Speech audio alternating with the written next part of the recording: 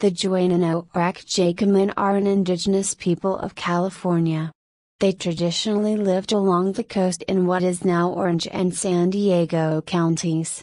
The name Juaneño derives from the Spanish mission San Juan Capistrano, founded to serve them in 1776. They traditionally spoke the Juaneño language, a variety closely related to the Luiseno language of the nearby Luiseno people, but this is extinct. In the 20th century, they organized as the Juaneño Band of Mission Indians, Acjacaman Nation, which is recognized by the state of California, but is not federally recognized. During the late Paleo-Indian period and continuing into the present day, the southern coastal area was occupied by the Native American society referred to by Spanish colonists as the Juaneño. Spanish priests named them as the people served by the nearby mission San Juan Capistrano.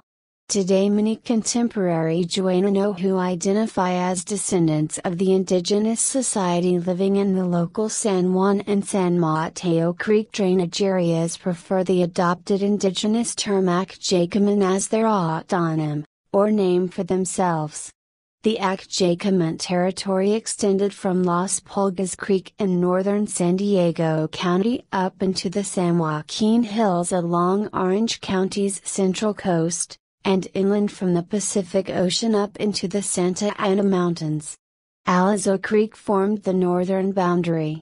The bulk of the population occupied the outlets of two large creeks, San Juan Creek, and its major tributary, Trabuco Canyon, and San Mateo Creek, combined with Arroyo San Onofre, which drained into the ocean at the same point. The highest concentration of villages was along the lower San Juan Creek. The Spanish built mission San Juan Capistrano there. The Acjacaman resided in permanent, well-defined villages and seasonal camps. Village populations ranged from between 35 and 300 inhabitants, consisting of a single lineage in the smaller villages, and of a dominant clan joined with other families in the larger settlements. Each clan had its own resource territory and was politically independent. Ties to other villages were maintained through economic, religious, and social networks in the immediate region. The elite class, composed chiefly of families, lineage heads, and other ceremonial specialists, a middle class, established and successful families, and people of disconnected or wandering families and captives of war comprised the three hierarchical social classes. Native leadership consisted of the Nota, or clan chief, who conducted community rites and regulated ceremonial life in conjunction with the Council of Elders, Pauplam, which was made up of lineage heads and ceremonial specialists in their own right. This body decided upon matters of the community, which were then carried out by the Nota and his underlings. While the placement of residential huts in a village was not regulated, the ceremonial enclosure, vanquesh, and the chief's home were most often centrally located. Fray Geronimo Boscana, a Franciscan scholar who was stationed at San Juan Capistrano for more than a decade beginning in 1812, compiled what is widely considered to be the most comprehensive study of prehistoric religious practices in the San Juan Capistrano Valley.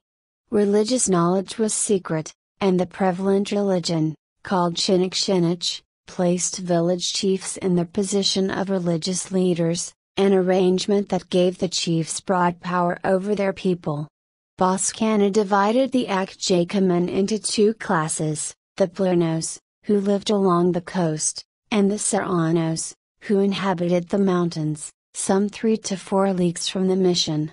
The religious beliefs of the two groups as related to creation differed quite profoundly.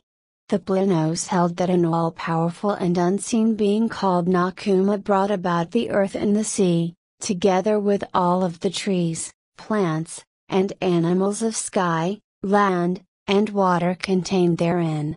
The Serranos, on the other hand, believed in two separate but related existences, the existence above and the existence below. These states of being were altogether explicable and indefinite, like brother and sister, and it was the fruits of the union of these two entities that created the rocks and sands of the earth, then trees, shrubbery, herbs and grass, then animals.